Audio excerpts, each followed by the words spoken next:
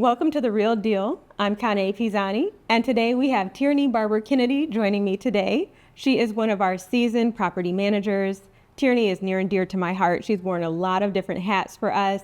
And Tierney, I'm just excited to have you be one of our guests today. Yeah, thank you for having me. I'm excited to get started. Yeah. Tell me a little bit about your background in real estate. Yeah, so started off in real estate as an agent back in 2019, doing mostly just leasing, helping buyers and sellers in New York. Then I moved to Detroit in 2022, and my husband and I started investing in single-family houses here. Love it. Yeah. Love it. So you mentioned commercial. That leads me into my first question. In your opinion, which asset, residential or commercial, yields the greatest return? Oh, that's a good question. So I would say this. So depending on where you're at in your career, if you're starting out, I would say residential for sure. Okay. It's great to get your feet wet into it. It's obviously a lower barrier to entry. Sure. You're obviously only managing one tenant since it's only like a single family house. But commercial, I would say if you're, a little bit more of a seasoned investor, you have a couple of maybe 4 or 5 single family houses under your belt, maybe even some multi-families. Commercial obviously is superb. It gives you a much larger return on your investment, but also it's just a higher barrier to entry. So I would say it depends on where you're at within your career. Okay, thinking about residential real estate. Everyone has their upsides and downsides with residential, getting started just in real estate in general. Yeah. Based on your experience as an investor, as a property manager, as an agent, what do you see as some of the most common issues that you see getting started in residential real estate? That's a good question. So I'd say there's quite a few things, but I would say top things though that I see at least so my strategy that I like to do is the BRRRR method. I like to, buy properties that are undervalued, renovate them, and then I like to rent them out and refinance. Nice. What I see as a big thing is that people overspend on their rehab. Okay. Especially I would say people who are who I've networked with and people who I've known in the past, they tend to want to spend money on granite countertops and stainless steel appliances. Yeah. And they want to have the newest fixtures and then add a fence and then do this and do that. But really, it's so numbers focused, and you have to stand by your numbers. The numbers have to make sense. It can't be an emotional investment. It has to be a strategic investment. Love that. That's so solid. As it relates to your personal experiences, what would you say have been some of your firsthand challenges and maybe some successes that you've had? I would actually, one of the challenges that I did face, which is very similar to overspending on my renovation, would be the first property that I bought that's in Detroit on the east side. I was so eager to please my tenant. Okay. And so when she moved in, she sent me a list of work orders that she wanted to get done. And a lot of them were non-emergencies. So a lot of them were, can I have a new light fixture? It's yeah, perfect. No problem. Fine. Sure. And then can we have a new fence? I have a small child. I have a dog. Yeah, sure. No problem. Fine. But I wasn't really taking my own advice in the beginning with the numbers. So when I looked at my monthly statement, I was wait a second. I've spent over thousands and thousands of dollars on these repairs that were just cosmetic things that she wanted when she's only paying X amount of money per month. And that ate into a lot of my profits. So again, I would say overspending on renovations and sticking by with your numbers. One thing I would say success that I'm happy about is that I've been strategic on where I'm buying, specifically in Detroit, because Detroit is such a neighborhood, specifically a block by block investment kind of strategy. Yes. And it really, really depends on, you could be in the best neighborhoods, say for instance in Corktown, or you could be in Boston Edison, or you can be in Fitzgerald. Okay. But then if you're on the wrong block, that makes a very big difference on who's actually going to be wanting to rent there. Very good point. So I've always done, drive-bys, always done Google Maps checking to see before buying. Yeah. And then I will act on it depending on where it is. Yeah. Love that. And honestly, I feel that ties so nicely to really making sure that you have the right agent. Us being agents and brokers, we understand the value that we bring to the table. But for a client, just making sure that they have the right eyes and ears, feet on the ground to help do those checks, those balances, make sure that they're buying on the right block.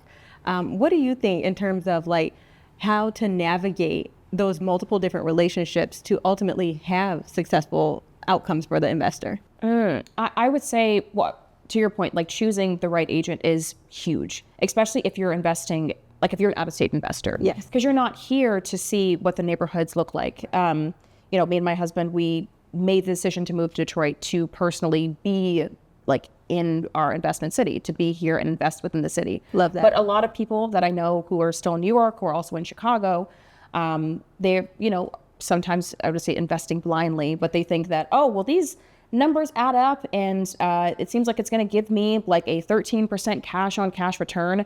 But then again, they have like no idea where it is. And they're buying from, like, say, for instance, a wholesaler, where their job is mostly to get profit on also their investment as well, right, for that deal. So I would say definitely having the right agent, vetting, calling around, getting referrals are such like a big thing as well. Yeah. And then also at the same time, getting the right property management company too is like a big thing. I feel like it's undervalued. Totally, 1000%. So based on some of the relationships that you and I have built with our property management clients, what do you feel is the greatest value that we bring to them? I would say, I say this with all of my clients. I want to try to find them the right tenant. Right. And it may take a little bit longer than, maybe 30 days, but I want to make sure whoever we're putting in the property is going to pay the rent on time. So at the end of the day, it's not about emotional investment. I mean, I know I hear stories from a lot of prospective tenants of like, I need to move because of X, Y, and Z circumstance, but okay, but do you make this amount of income? Yes. Is your credit score this much? Do you have any prior like evictions or anything or like criminal records? Yeah. I say that because our tenant screening is on par, and that I really value because I want to make sure that the right person is inside of the property and that they're actually going to be a tenant that's going to stay there for a while and pay. For sure. So let me ask you a question between you and I. Yeah. Do you feel like NREMG has one of the most strictest screening criteria that you've heard of? Oh my gosh, yes. Yes. I've heard that feedback. I've heard it from like a lot of people because some people, like, I have some clients who, and it's taken a little bit longer to rent out their property, granted, like, oh, well, this person, like, I heard they found someone on Zillow and they rented that within a week. Yeah. And they're a buddy of mine who has a house that's, 2 blocks over. It's like, okay, they used Zillow, number one, as their screening criteria. Yeah. No shade to Zillow, but just it's not as rigorous as like having a property management company to do the work for you. Sure.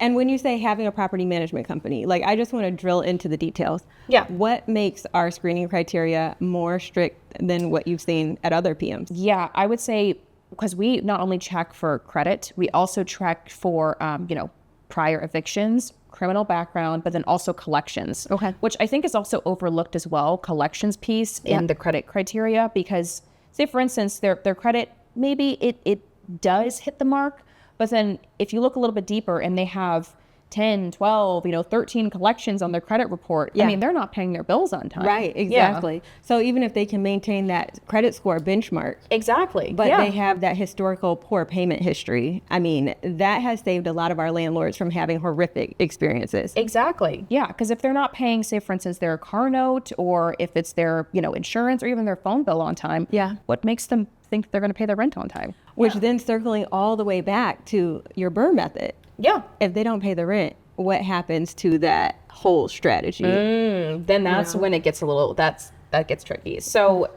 if they're not paying the rent, then it kind of, I would say it dissipates, it plateaus. Because with the BRRRR method, with buying, that's, I would say, not the easy piece of it necessarily, but for me, it's the fun piece. Yeah. Is looking. But then renting it out, getting someone who is qualified, right. Because at the same time, depending on how you are investing in the BRRRR method, whether you're using your own capital fully, or if you're using such as hard money, or other methods of like having a partnership or funding, you still need to pay off those bills. For sure. And so if the tenant isn't paying, then how are you going to be paying? Exactly. Yeah. Exactly. And so I just want to round this out because basically when you're looking at multiple different methods, whether it's residential or commercial, whether it's single family, maybe multifamily, duplexes, whatever the type of asset, at the end of the day, I would say like one of the most important pieces is quality over quantity. Would you agree? Yes. Okay. 100%. Yes. And I've seen specifically a lot of, networking people who I've met in New York and then also in Chicago. They have the capital. They can invest in, let's say, 4 or 5, maybe even 6 properties. Okay. And they do that. That's fantastic. That's great. But then at the same time, it's It's just about the quality. They've gotten those properties, but they're not stabilized. Okay. They're not producing the cash on cash return. They haven't taken a deeper look into whether or not the tenants are actually paying their bills on time. Sure. They could be, tenants already in the property they've inherited, but then they're 6-7 months behind on their rent. Or also, even if they are doing the BRRRR method, they haven't checked the comps. They haven't seen what the value add is going to be for that property, and they might have overpaid. Yeah. So I would say quality is so important rather than quantity. I totally, fundamentally agree. Okay, you mentioned residential is probably a little bit more easily attainable to jump into versus commercial, right? Yeah. Now, for the investor that is interested in jumping into commercial, which I personally see a lot of opportunity in commercial. Commercial was kind of shaken up a lot during the pandemic. Yeah. We're kind of seeing where that kind of settles into right now. But for someone that is opportunistic, that sees the hidden gem in commercial, maybe it's a larger building that is now going to potentially be repurposed into multifamily. We have a housing shortage, tons of opportunity in commercial. What would be some of your initial guidance to that commercial investor prospect? So I would say for that, again, I would say location is so important when it comes to commercial. Yes. But the thing that I love about Detroit is that it has so many commercial opportunities. Yes. With the growth of downtown, we've had a lot of great stores that have opened up. Apple Store, we have H&M, we have so many larger span commercial businesses that have been opening, and there's just a lot of growth opportunity. I would say, though, in terms of commercial, and I tell this to a lot of my clients, that it is going to be, obviously a higher risk. It's going to cost more capital. In that case, I would say maybe partnering up, trying to network, trying to find someone who maybe is a little bit more experienced within that realm. Whether if it's, being like a mentee, or whether if you're the person who is really numbers oriented and you can analyze the deals, and maybe you have a partner who can give you that capital and invest. That's a great partnership right there. And then you've already have a deal going on. I would say that would be advice that I would give. One thing that I think is important is whether it's residential or commercial, I think the eagerness and the excitement of real estate is always going to be there. I know I personally get excited about real estate no matter what it is. It's just so cool to me. But I do feel like giving clients the advice to start small is something that should not be taken lightly. I think taking strategic steps forward, even though maybe you have a lump sum of capital and you want to invest it, you see that interest rates are dropping and you're like, it's go time. Which it is go time. Yes. But I would also say it's go slow time. Yes. That's a good way of phrasing it. No, absolutely. Because I feel like even though you might have enough capital to buy a commercial asset, or you might have enough capital to buy, let's say, even just like a small multifamily asset that's like 5 or 4 units. But it's also start small, like training wheels almost. Buy your first single family property, or even I recommend to investors who are just starting out to even do house hacking, like as one way, just like to start off gradually as, I don't want to say like a baby landlord, but just so you have that experience and then you can feel confident to keep building up your asset. I love that. I think that's smart. It just slow and steady wins the race. That's my philosophy.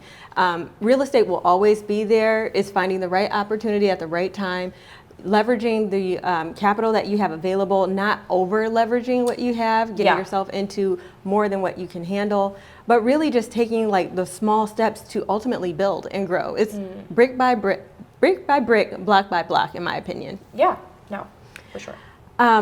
So what would you say have been some of the like personal challenges, maybe victories or successes that you've had that you say, this is like my checklist when I'm analyzing a deal? I would say numbers are very important, but then also if you're under contract, please do not skip your home inspection. That's like a very, very big thing.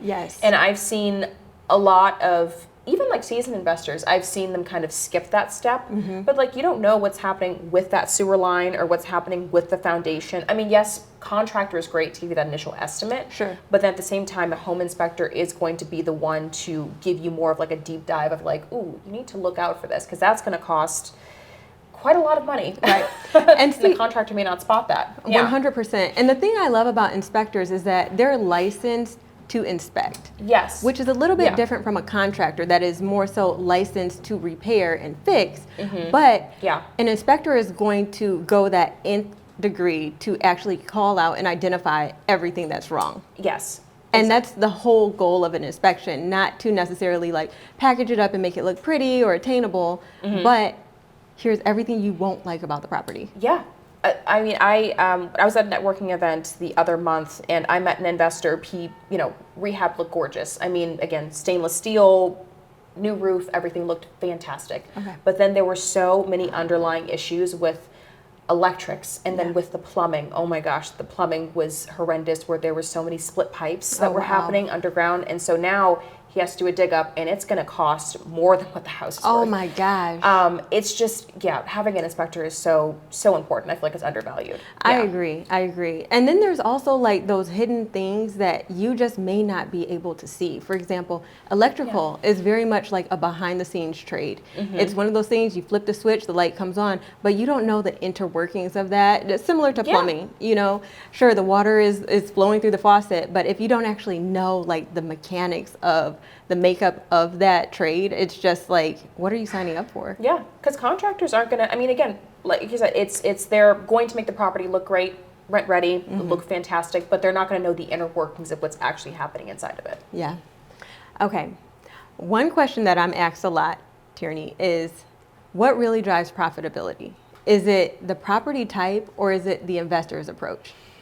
You having experience from the property management side, as a real estate investor yourself, as a real estate agent, tell me, what are your thoughts? I would say it's hands down the investor's approach. Okay. I've seen a lot of like very trendy things that have been happening in real estate, and like, oh, this is the way to get like the highest return on your investment, and like this is like the hot item right now. Sure. But those things kind of fade away. Like the tried and true methods of like having, like whether if it's a buy and hold property, or in my case, like the BRRRR strategy, having those things that withstand the test of time and that have, obviously like a return on your investment over time. Yeah. Those are going to be, I feel like, the most, those are going to be, I think, the most valuable. Okay. In my opinion. Yeah. I agree. Looking at like just my firsthand experience as a real estate investor, I feel like I kind of hit all of the like major things, what not to do. And then from some of the clients, I've learned also what not to do, but then spinning that into something that's a success story and saying, okay, I learned from that. I pivoted from it. I know what not to do next time. I know what different route to take going forward. Do you feel like, the clients that you work with sometimes are a little bit resistant to that change, or is it, what has your experience been there? I would say yes, for sure. I would say yes, for sure. I love all of the clients that I've worked with, and even just friends that I've met at networking events who are fellow real estate investors themselves. But at the same time, it's that, oh, well, this kind of strategy or this kind of thing worked out for my friend who's not even investing in the same market that you're investing in. Yeah. Like, keep in mind, they're investing in like somewhere maybe on the West Coast, somewhere like in Texas. Like, they're not even in the same category that you're in. Yeah. But they want that to fit. It's almost like putting in like a triangle piece into like a square box. Like, it's not, it doesn't fit with what you're trying to do. Agreed. Yeah. It's not one size fits all. Yes. It's very market specific. Just even looking at our team, like some of the things that our team in Michigan experiences is very different from what our team in Washington experiences. Yeah. And vice versa.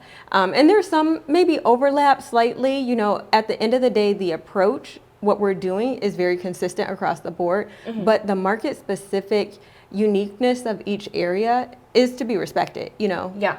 Yeah. And I think that's the beauty of working with like a full service company like ours that has licensed agents that are also property managers, that are also investors or developers, is that we can wear those multiple different hats to be able to really coach, guide, and mentor our investors in many cases to help them avoid some of those pitfalls, because we've seen it happen. It's not fun to look at. No. And we can guide them in a different direction so that they can be successful. Yeah. And it's like I said, it's the education pieces of it. It's trying to, obviously gently, but it's trying to tell them just that, it's not going to be the same way as if you're doing it in, let's say, Nevada or in California. Yes. I mean, the other day I was talking to someone like the importance of like winterization, because in Michigan it gets cold here, but like on the West Coast it doesn't. And so it was just trying to gently explain to them that, we don't want your pipes to freeze. We don't want things to happen to the property where, I mean, in Michigan it can become like negative or below zero. Yeah. So it's just that it's educating them,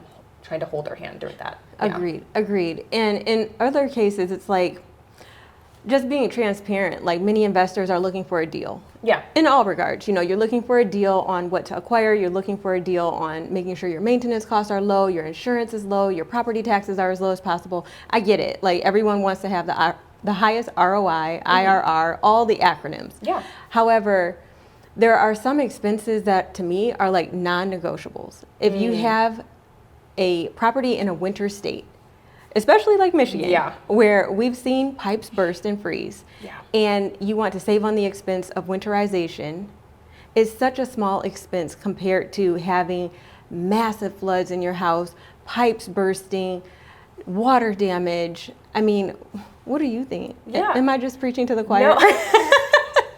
No, I mean, I was telling that to one of the clients I was working with the other day. I mean, again, it's just that we want to make sure that the property is secure within itself and that you don't have the pipes freeze and then there's this massive issue when spring turns around. Yes. And I think they finally came to an understanding of that. But again, that's just something that they weren't even aware of that happened. It's like, well, you're investing in Michigan. It gets cold. It's cold here. And I think that's the beauty of working with a team that is local, that has the client's best interest at heart. It takes off the pressure of the clients having to fly from other countries into Michigan and become familiar with the market. We can be their eyes and ears and feet on the ground, but at the same time, save them from making those expensive mistakes and trusting the talent that they've hired, really. Yeah.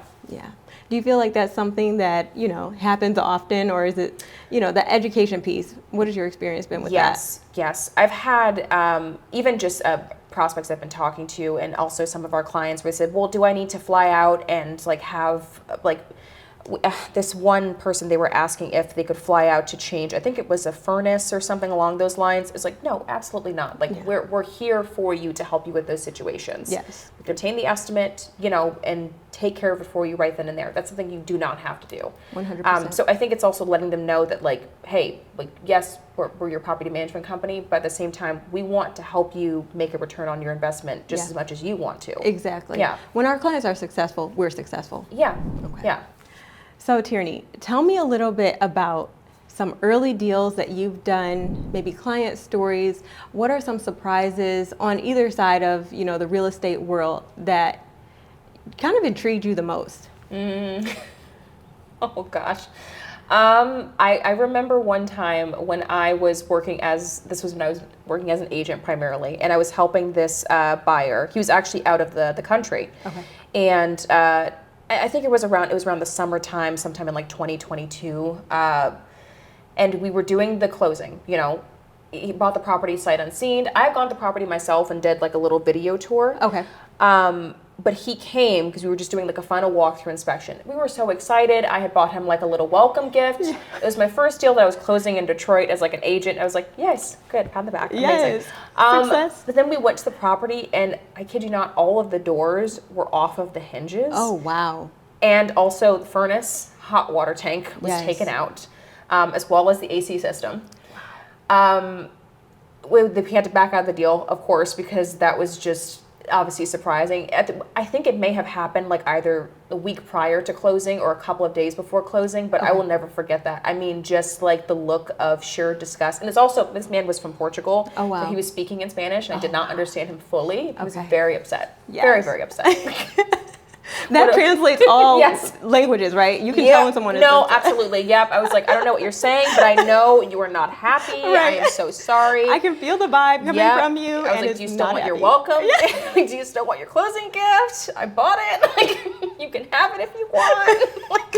we did not close, Wow. to say the very least. Yes. Wow. What a long trip to take to Yeah, ultimately yeah. not close. And he was so excited to see Detroit, like just like to, go downtown. He was like, oh, this is amazing. Like, I just want to see the property I bought. It was his first one too. Wow. That was also the really sad thing. It was his first property that he bought.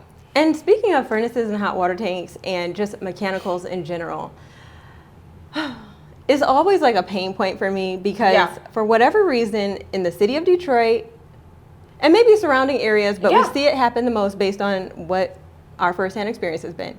They seem to grow legs and they walk very often. They do. They definitely do. They're very sneaky, furnaces and hot water tanks. Yeah. They're incredibly sneaky. Yeah. It's like, and trying to explain that to a client from out of state, out of country, where we don't see that in other markets, but it does happen here. I mean, let's just be honest. Let's speak about it. I mean, it's something that happens very frequently, right? Yeah, no, it does. And it's always so disheartening, too, to try to explain it to someone who has not been here before or who's investing in Detroit for the first time. It's just such a commonality, especially with properties that even unfortunately that are not vacant for too long. Yeah.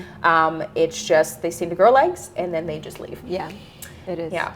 But I mean, I think that's also one of the things that our team brings value to is being able to kind of safeguard. I mean, we're not security guards. No. But I have to tell that to a lot of people. Yeah. I'm like, I can't be guard 24/7, but we're not security guards, but we do have our toolbox of things that we can do to be kind of sneaky to try to safeguard their property and avoid vandalism, theft. I mean, within reason, within, being safe for our own selves and our team. But yeah, I mean, what have you explained to clients, that have situations like that? It's always the hardest conversations too, especially when there are clients who are ready to have it listed, whether if it's for sale or for rent, and they're excited. They're like, yes, finally, renovations are done. Fantastic. Get it up on the market. Yeah.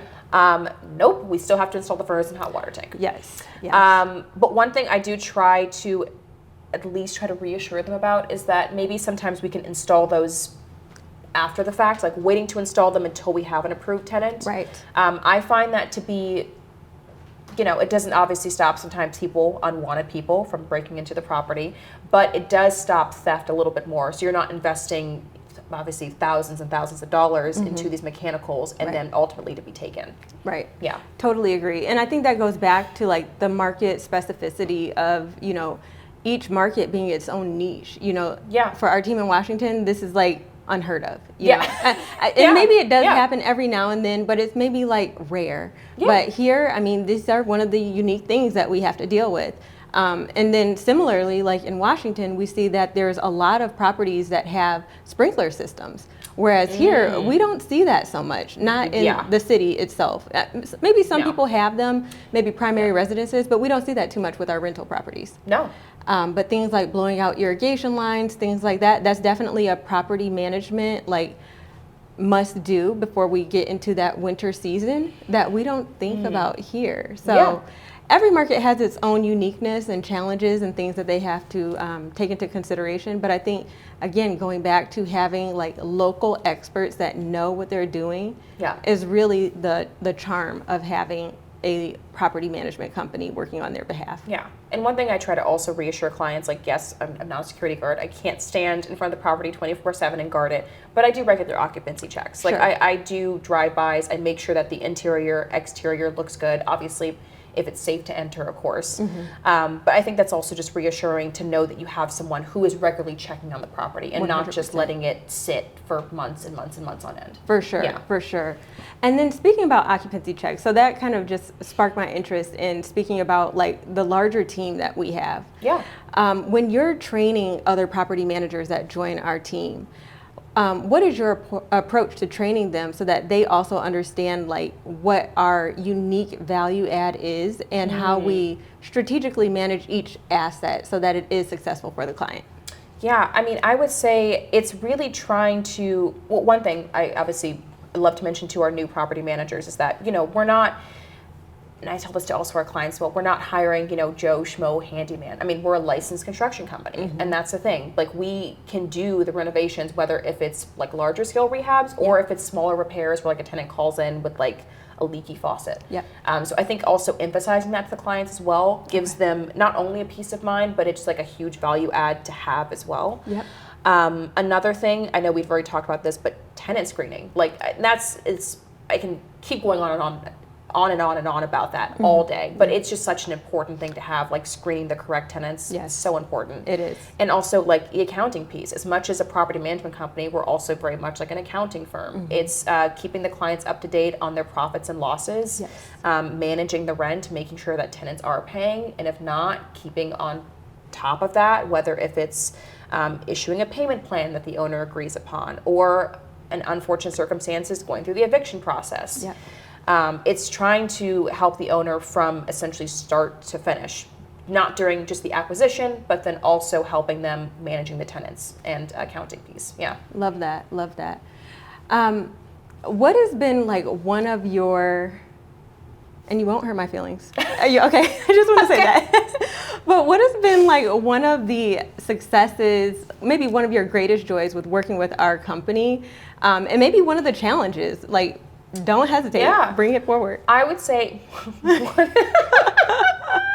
one of the successes, obviously, I really do like my coworkers. I love the people that I work with, and I think that that's a huge thing in a work environment. Yes. Because obviously, if it was not that way, I'd feel like, oh my gosh, the day is just dragging out. Like I'm ready to go. So I find joy in that. Like I love the meetings that we have because it gives a chance, and also times like these when we're able to meet in person, like it's valuable, and I love that. One of the successes, also another caveat to that, is sometimes when I work from home.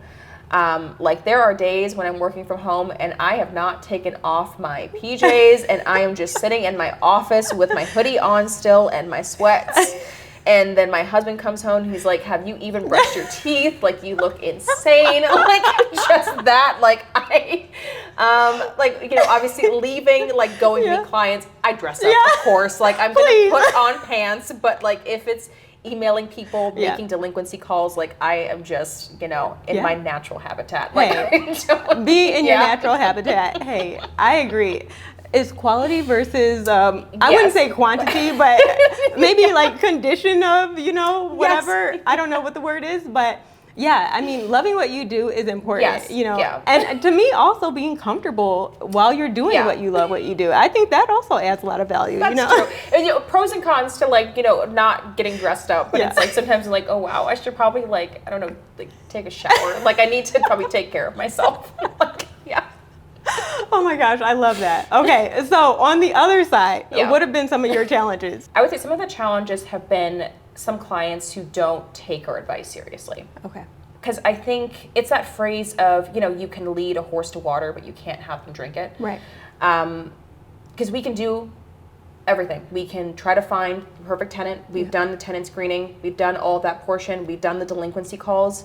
But, there's still some owners who take everything right out of left field, and all of the work that we put in to try to stabilize and manage the property, it's all gone to waste. No shade to anyone using their own contractors, but sometimes when the owners, they step into it, the process of using their own contractors, of wanting to reach out to the tenants and have a relationship with them, it really throws things off. Because then sometimes that tenant then knows the owner's information, and they, God forbid, they could try to find where the owner lives and they can harass them, which unfortunately has happened before. Wow. And with some of the owner's contractors, if they're not like licensed and insured, which I feel like is a big piece of it, because then that work isn't under warranty. And it's not legal. Yes, exactly. It's not legal in that case. Like you have someone who's doing, full scale rehab jobs where it's like a gut renovation, but then they don't even have the proper permits. Right.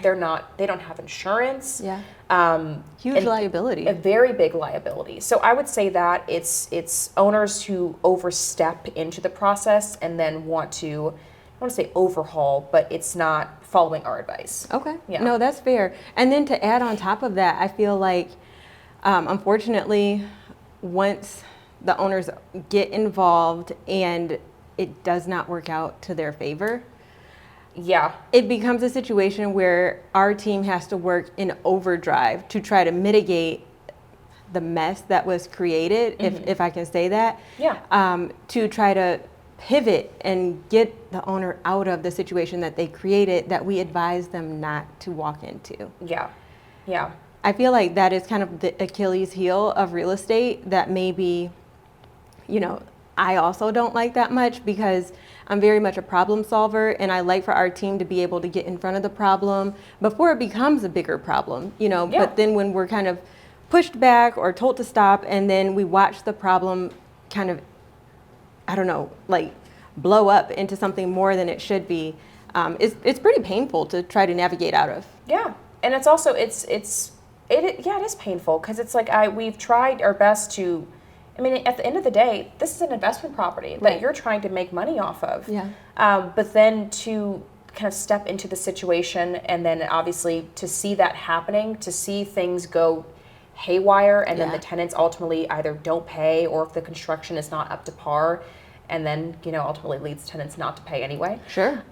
It's really painful, because then it also kind of turns them off from investing into real estate. I've noticed that. Yeah. When owners get to those kind of situations, obviously the first people that they like to blame is the property management company.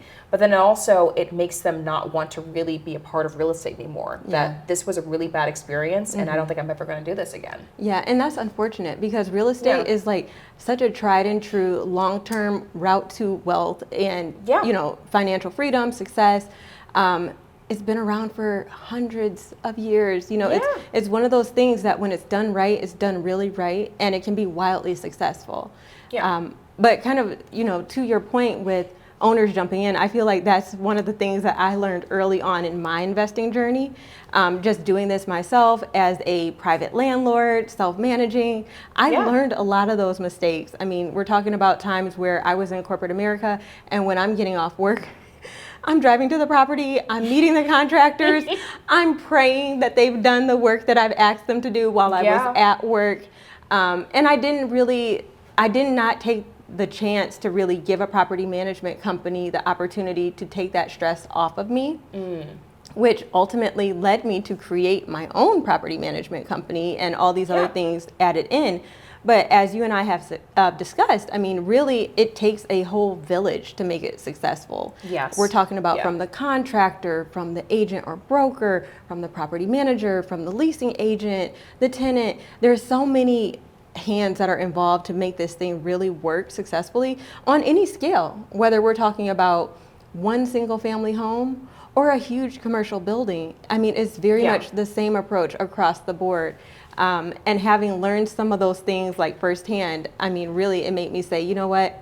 I see the value in having the village and building that out, taking my lessons learned, your lessons learned, and really creating a product that can be a pivotal touching point for our clients to be able to be successful, save them that stress, and let us take it forward based on our knowledge and expertise. Yeah. Yeah. No, absolutely. And it's just, I always tell owners, it's okay to take a step back. I get it. Yeah. Personally, as someone who is I'm very type A.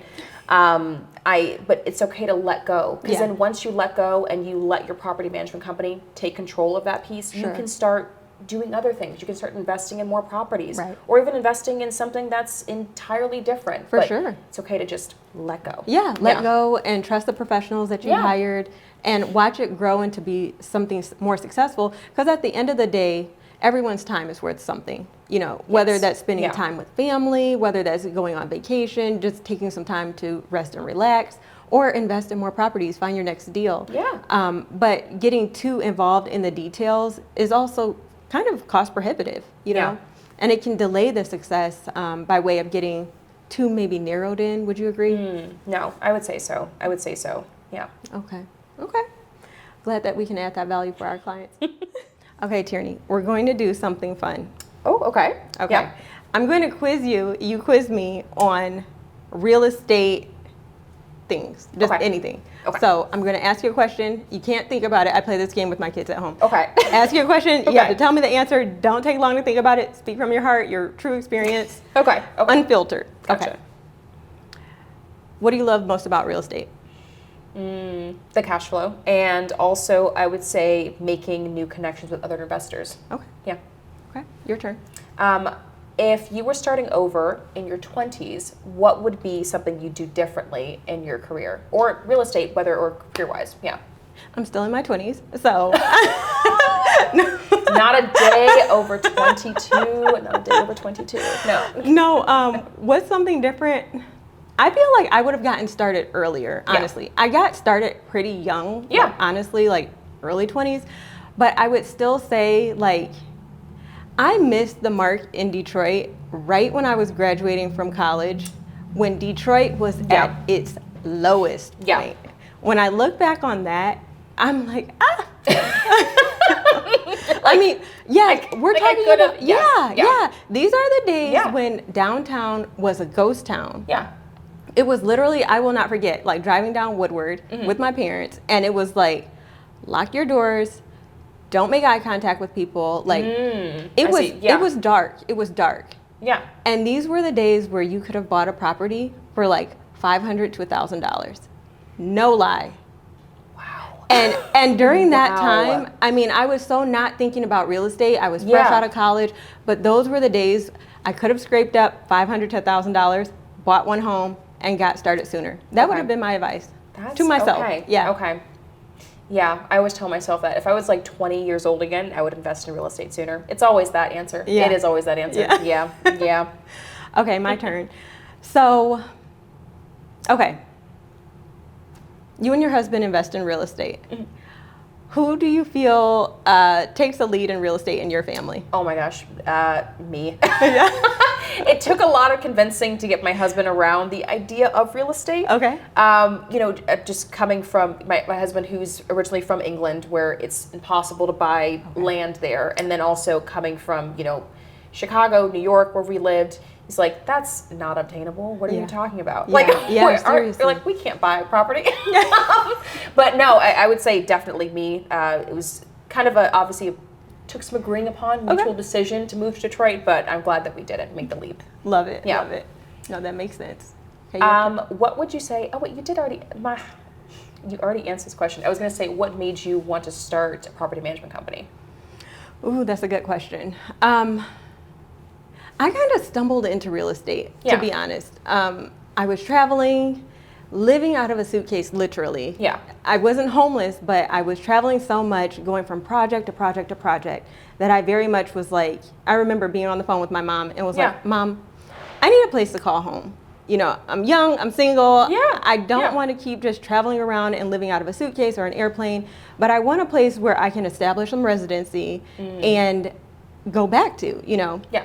And that's what prompted me to acquire my first property. Little did I know, by way of continually traveling after that, I started really building a portfolio. I wouldn't say haphazardly, but unknowingly. Yeah. Where I started going to networking events for real estate investors and just meeting people, not really even considering myself a real estate investor. I just had a home that I lived in. Yeah. Then I moved, and then I had a second home that I lived in. And hindsight 2020, I looked back and was like, I'm actually self-managing my own rentals. Why don't I make this into something? Yeah. My husband and I decided to move back home to Michigan, home for me. Yeah. I was, actually, when I started the company, I was 6 months pregnant with our first daughter. Oh, wow. Yeah. Yeah. And then when I finally said, okay, had the baby, now I want to get out here and actually do real estate, she was 6 months old. And it was very much where it was like kind of natural. I'm just taking my own lessons learned and applying them, and then seeing that this is a common thread for other real estate investors and providing that service to them based on my own firsthand experience. Okay. Yeah. Wow. Yeah. I Busy didn't know mom. that. I was gonna say, wow. Especially at the same time, obviously having like your own family, but then also at the same time running a company. Yeah. Not easy. Yeah. Not easy. Yeah. Not easy. It's definitely been some busy days and busy nights. Yes. But needless to say, it's been rewarding to be able to see my family grow at the same time, my company grow. I almost consider the company as like another child of mine, maybe. Yeah. I can see that. Yeah. Yeah, and then in turn, like you mentioned, loving your coworkers and who you work with, I do very much consider like our team an extension of my family, and that means a lot to me, Yeah. So it's all full circle, I think. Yeah. Oh, I love that. Okay. Okay, so tell me a little bit about moving from New York to Detroit. What are some unique things about Detroit specifically? I love New York, but what makes Detroit so special to you? I've never had a Coney dog until I moved here. Oh my gosh, that's so hilarious. It's very nuanced to Detroit too. Well, because I've heard the word like Coney. Yeah. I was like, oh, like Coney Island? Yeah, seriously. Like, and what's insane, oh my gosh, I'm so happy you mentioned this, honestly. Because in my travels, when I mention Coney Island, people look at me like I'm speaking a foreign language. No, yes. They're like, Coney Island. And I'm like, no, you don't understand. There's a Coney Island on like every other street here. There is, yes, and it's everywhere. I didn't realize that. I was like, oh my gosh. Wow. And then Coney dog, they're like, what? Yeah. So is it actually good to you? Wait, so, yeah. You're like, it's not all it's lived up to. I was so excited. I love Detroit style pizza though. I will say that. I'm sorry, Chicago. I'm so sorry, Chicago. But I do love Detroit style pizza. Oh my God. But the Coney dog, I was like, oh, okay. Like, all right, this is, yeah. All right, we have a lot of these here. Oh my gosh, this is hilarious. Hilarious. Oh my gosh. I love that. I like literally I'm sweating right now. So you said it's so. Fair point. Yeah. Okay, your turn. As obviously a woman who owns her own business, being an entrepreneur, real estate investor, all these amazing things, also being an amazing mother and amazing wife, what would you say is your favorite book that led you throughout your career, or even in the beginning of your career, that was very influential for you? Wow, this is a really good question. And I'm sorry if I like completely go down the wrong track. But honestly, I'd have to say the Bible. I know. Yeah, okay, no. That is a book. It is a book. There's many books within it. Yes, that's true. But I say all that to say, faith is really important to me. Yeah. And I do consider that to be like a major pillar of my foundation of how I have just built my life and gone about life in general. Yeah. Which then leads me to like our mission and our values. And I do fundamentally believe, you know, my faith is my faith, but also the way that I operate and the way that I built my family, nurture my kids, take care of my husband, take care of my business, take care of the clients. It's all interconnected in literally having like great ethics, trying to just be just a good person. And it doesn't mean that everyone has to mirror my faith, but I think leading with faith and treating people with kindness and doing the right thing at the core of what we do, honestly, it speaks volumes beyond like any marketing tactic, any sales strategy, but just in general, like having a heart for people, I think really has been the number one key contributor to making sure that our clients feel well taken care of, that neither side is too lopsided. I mean, it's never perfect, right? But to make sure that the personal is also balanced with the professional. I think it goes to the core of who I am and what I can bring forward. And as cliche maybe as that might sound, that comes from like that foundation that I have with my faith and knowing the Bible, you know, so maybe I'd say that. No, I love that answer because honestly, like as much as I love real estate, there are also some people in this business who are not, they don't work well off of you know, morals or ethics. Sure, yeah. And you know, I always say like my thing is that you know, you get back what you put in, especially in the world. So I feel like having something like a foundation, that's so important, not just even like in real estate and business, but also as like a person just in general. In general. Because at the end of the day, yes, we're helping real estate investors. Yes, we're helping clients build wealth and attain success. We're taking care of tenants. You know, we're providing shelter for them. You know, so looking at it and really taking a step back, like peeling off the layer of, you know, business and real estate, but really just looking at how we treat people is really so important. I mean, I've heard of some wild things in business that I just simply don't align with. And it doesn't matter what the bottom line might be or what that impact to revenue might be. If I don't align with it morally, I don't care, I'm not going to do it, you know? Yeah. And, you know, right or wrong, I'm always going to try my best to take the path of rightness. And if that doesn't align with me as a person, I'm not going to also cascade that down within our organization and say, even though I don't have a clear conscience about this, I'm still going to require you to do this. We don't do business that way. I get you. Yeah. Yeah. Okay. Yeah. Thank you. Okay, so my turn for you. Let's see. I'm going to kind of go a little bit personal as well. So Yeah. your husband, he sees you as like, to me, Tierney, real estate, just Yes. Yeah. bad, you know what. Okay.